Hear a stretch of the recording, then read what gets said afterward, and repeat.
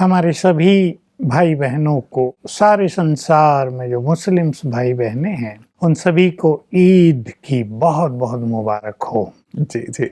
बहुत ही सुंदर पर्व है और सारे ही संसार में एक स्नेह का माहौल इस दिन पैदा हो जाता है। जी, जी। और ये बहुत ही महत्व रखता है अपने आप में, क्योंकि प्यार की सरिता का बहना, चाहे अलग-अलग धर्म के हों, जाति के हों, भाषा के हों, मतांतर के हों, लेकिन स्नेह की सरिता सबको आपस में एक-दूसरे से बाँध देती है। प्यार भी, खुशी भी, अपनापन भी जी, और एक अलग माहौल, पॉजिटिविटी बहुत ज़्यादा, जी। संपूर्ण नेगेटिविटी की समाप्ति। और इससे पहले रमजान, हुँ, हुँ। जो बहुत पवित्र दिन है, वास्तव में सभी धर्मों में ऐसी कुछ परंपराएं रखी गई। एक धर्म ने दूसरे से सीखा, दूसरे धर्म से तीसरे ने सीखा और इस तरह सभी धर्मों में कुछ अच्छी परंपराएं प्रारंभ हो गई। तो बहुत खुशी की बात है कि मुस्लिम धर्म में भी एक मास बहुत पवित्रता पूर्वक, बहुत ही दान पुण्य की भावना के अनुरूप और सब कुछ देने की, मदद करने की, रहम की भावना की, जो मानवीय मूल्य हैं, जी। जो सभी धर्मों के बीज हैं, वो सिखाया जाता है और सब उसका पालन करते हैं। हुँ। इसलिए इस दिन जबकि रमजान पूर्ण हुआ, ईद मनाई जा रही है, सभी भाई बहनों को, मुस्लिम धर्म के भी और सभी धर्मों के, बहुत बहुत मुबारक हो। जी, जी। आपने रमज़ान का ज़िक्र किया भ्राता जी, तो बहुत ही महत्वपूर्ण मास होता है, जबकि नेकियां और साथ ही जितने भी पुण्य हो सकते हैं, जितनी इबादत हो सकती है, बहुत कुछ किया जाता है। इसके बारे में थोड़ा-सा प्रकाश चाहूँगा आपसे, आध्यात्मिक प्रकाश, क्योंकि बहुत महत्व रखता है ये। हमारी जो मुस्लिम भाई-बहन हैं, पूरे 1 मास व्रत रखते हैं। देखिए, व्रत भी रखना, भोजन का त्याग एक लंबे समय तक, सूर्योदय से पहले से जी। सूर्यास्त के बाद तक एक लंबा समय, 12 घंटे से ज्यादा उपवास हो जाता है। तो इसका हेल्थ पर बहुत सुंदर इफेक्ट होता है। तो हर धर्मों में जो उनके नेतागण हुए, जी, उपवास की उन्होंने परंपरा ये है। परंपरा चला दी। जी। हिंदू धर्म में बहुत चली, मुस्लिम धर्म में भी, क्रिश्चियन धर्म में भी। हुँ, हुँ। तो एक तरह से ये धर्मों के माध्यम से, क्योंकि उसमें सबकी भावना रहती है, जी। तो मनुष्य स्वस्थ भी रहे और उसका पूरा जो सिस्टम है शरीर का, वो जिससे पुनर्गठन हो जाए अंदर में, उसका भी ध्यान रखा गया। जी। इस मास में सभी लोग पवित्रता का विशेष ध्यान रखते हैं। अब कितने लोग पालन करते हैं, करना सबको ही चाहिए, ये परंपरा है। व्रत भी रखते हैं, पवित्रता भी बहुत बड़ी चीज है। जी। किसी भी धर्म की वास्तविक शक्ति उस धर्म के अनुयायियों की पवित्रता ही मानी जाती है। वही बीज है, वही आधार है। अगर किसी धर्म में पवित्रता पूरी तरह नष्ट हो जाए तो समझ लो वो धर्म भी नष्ट होने को आया है। तो मुस्लिम धर्म में भी ऐसे बहुत सारे नेतागण भी पवित्र रहते थे और ये एक मास पवित्रता की पालना करना जैसे धर्म को भी एक बल प्रदान करना है। और हम जानते हैं इससे चित्त बहुत शांत रहता है, बड़ा निर्मल रहता है, दूषित भावनाएं समाप्त हो जाती हैं, एक दूसरे के प्रति श्रेष्ठ भावनाएं, सद्भावनाएं, प्रेम की, अपनेपन की भावना पैदा हो जाती हैं।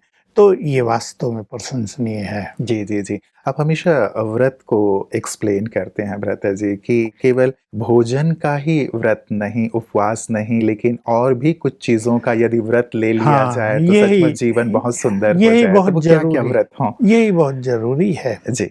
व्रत से वृत्तियां बदलती हैं, ये संस्कृत का शब्द है। हुँ, हुँ। प्रत्यय माना हमारी एटीट्यूड्स, हमारी फीलिंग्स दूसरों के लिए वो बदल जाती हैं। व्रत तो सभी धर्मों में रखे जाते हैं, जैसे उपवास की बात है, जी। लेकिन इसका हिंदी जो ये शब्द है, इसका अर्थ भी ऊपर वास करना, जो जी। ऊपर वाला है। उपवास अर्थात हाँ, उपरवास। ऊपर वास करना, उसके समीप रहना, खुदा जी। के समीप रहना, अल्लाह के समीप रहना, ये सच्चा उपवास है। लेकिन व्रत यदि हम कुछ बुराइयों का भी ले लें, व्रत 1 मास रखा, बहुत अच्छी चीज है, लेकिन 1 मास के बाद पूरे जीवन के लिए कुछ व्रत ले लें, जैसे हमें सबके साथ प्रेम से रहना है, मुझे अपने मुख से ऐसे वचन निकालने हैं जो सबको सुख मिलने लगे, या मुझे सबको मदद करनी है, जी। ऐसे कई धारणाएं हैं, या मुझे क्रोध नहीं करना है, ये व्रत ले लें। ऐसी कई चीजें, किसी मनुष्य में कोई कमजोरी हो, देखिए धर्म तो है ही, लेकिन मनुष्य का अपना एक जीवन भी है ना, उसमें कई कमजोरियां काम करती हैं, उन कमजोरियों के कारण उनका परिवार भी कभी कभी परेशान होता है, उनके स्वयं के कार्यों में भी बाधा पड़ती है। मान लो किसी को क्रोध ही आता है, जी। वो गुस्से में फट से अपनी पत्नी को कहेगा तलाक कर देता हूँ तुम्हें। हम्म, क्रोध हुआ होगा छोटी सी बात जी, पर, पूरा परिवार निर्णय बिखर बड़ा जाता है। बिखर जाता है। जी, जी। क्रोध आता है, आपका बड़ा बिजनेस है, आप दुकान पर हैं,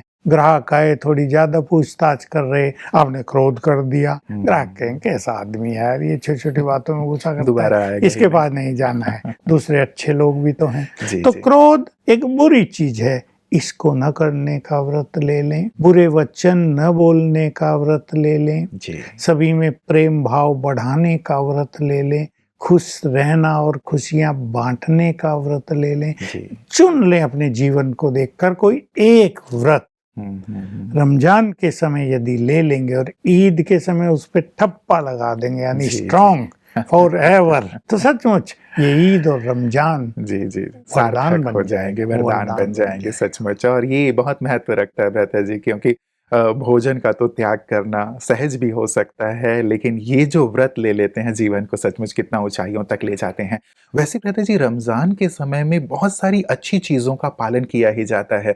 जैसे हमारे जो मुस्लिम भाई बहन हैं वो फिल्मी सॉन्ग्स भी नहीं सुनते हैं, टीवी नहीं देखते, थिएटर में नहीं जाते, और जैसा आपने कहा पवित्र रहते हैं, किसी की बुराई नहीं करते हैं, नेगेटिविटी अपने अंदर नहीं आने देते हैं, महिलाओं का बहुत सम्मान हाँ, करते हैं, मतलब ये सब, सारी हाँ, चीजें। ये सब प्योरिटी के ही हिस्से हैं। जी। क्योंकि अगर मनुष्य फिल्मों में जाएगा, थिएटर में जाएगा, गीत ऐसे वैसे सुनेगा, आजकल नेट उस पे जाएगा, जी, जी। शायद सोचते होंगे कुरान में नेट को तो मना नहीं किया है, उस टाइम ये था ही नहीं, लेकिन ये सब इम्प्योरिटी को बढ़ावा देते हैं ना। जी, जी।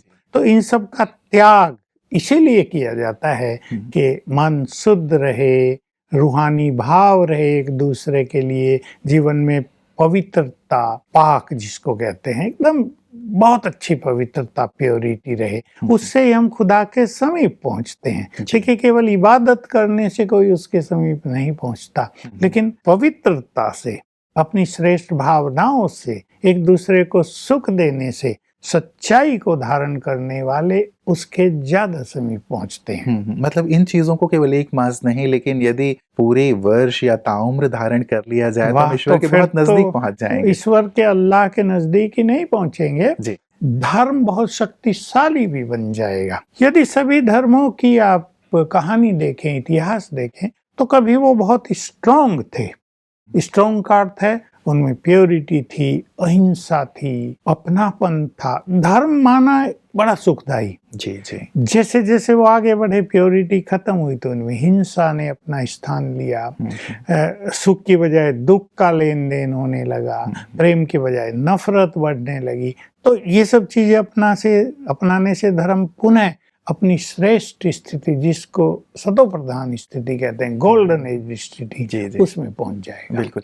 एक चीज भ्राता जी, इसके 3 दिन या फिर लास्ट के 10 दिन रमजान में किया जाता है, बड़ा ही महत्वपूर्ण सा पक्ष है, मैं प्रकाश चाहूंगा, एतकाफ कहते हैं उसे, जिसमें पूरी तरह से दुनिया से हट करके, सारी सोशल मीडिया दुनियावी चीजों से हट करके, मौन रह करके एकांत में साधना करते हैं, ईश्वर का ध्यान करते हैं, कुरान शरीफ का पाठ करते हैं, जितनी प्रार्थना हो सकती, दुआ हो सकती वो करते हैं।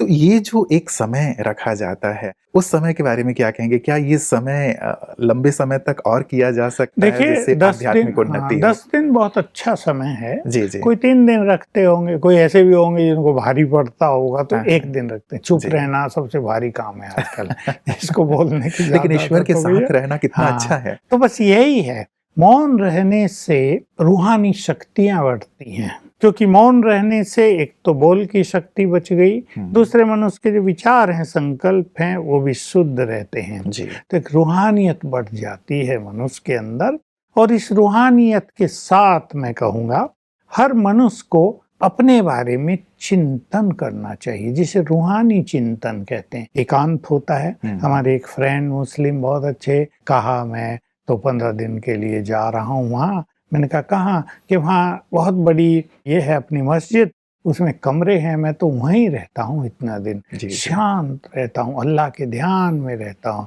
मैंने कहा तो बड़ी अच्छी बात ये है। रमज़ान के अंतिम हाँ, 3 या 10 दिनों में भी लोग रहते यही करते हैं तो भ्राता वो जी, एक पर्दा लगा लेते हैं हाँ, और बिल्कुल अकेले वो हो जाते 15 हैं। दिन रहा। जी, जी। तो कितनी अच्छी बात है। तो सभी ये करें कि मौन रहकर कुरान का पाठ तो करते हैं, पठन तो करते हैं, लेकिन चिंतन कि जो कुछ कुरान में है अच्छी बातें वो हमारे जीवन में कैसे आए तो जीवन अच्छा हो जाए। और अल्लाह का ध्यान, केवल इबादत नहीं, केवल नमाज पढ़ लेना नहीं, ये तो देखिए एक प्रेयर्स हैं, प्रारंभिक चीजें हैं, लेकिन अल्लाह का ध्यान, वो जो नूर है, जो ज्योति है, उस पर एकाग्र हो जाना, तो उसकी शांति, उसका प्रेम, उसकी शक्तियां हमें मिलने लगेगी। तो मौन के साथ यदि ये भी जुट जाए जी। तो सोने में सुहागा हो जाएगा। और वो 10 दिन सचमुच मनुष्य के लिए बड़े श्रेष्ठ भाग्य का निर्माण करने वाले होंगे, जीवन को परिवर्तन करने वाले होंगे। हर जगह सभी की साधनाओं में मौन का बहुत ज्यादा महत्व है।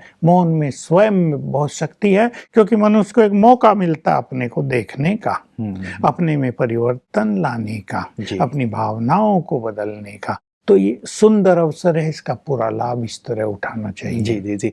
तो भ्राता जी, क्या केवल रमज़ान के ही 3 या लास्ट के 10 दिन या फिर दिन में भी कभी एक ऐसा वक़्त निकाल लिया जाए जिसमें कि हम पूरी तरह से ऐसे ही आइसोलेटेड होकर के खुद से और खुदा से जुड़ जाएँ? अगर रोज मनुष्य ऐसा करने लगे, थोड़ा समय 15 मिनट से लेके आधा घंटा जी। बिल्कुल अकेले अपने से बात करें, अपना दर्शन करें और अल्लाह का चिंतन करें, खुदा से मिलें। उसकी औलाद हैं, उसके बंदे हैं, खुदा के बंदे लोग कहते हैं। हम केवल, वो हमारा मालिक ही नहीं, हमारा पिता भी है। हम उससे जुड़ जाएं, उससे अपना नाता जोड़ लें। ये फीलिंग हमें रोज एकांत में मौन धारण करके लेनी चाहिए। हिंदी में इसे अंतर्मुखता भी कहते हैं। अंदर चले जाओ, जी, जी। अपने को देखो, अपने बारे में चिंतन करो, तो सचमुच ये जीवन के हर एरिया में बहुत सहज उन्नति का साधन बनेगा। और जब मनुष्य का आंतरिक विकास होगा, रूहानी विकास होगा, तो बाह्य विकास, उसके काम धंधों का विकास, उसके परिवार में सुख शांति अपनापन, ये सब स्वतः ही हो जाएगा।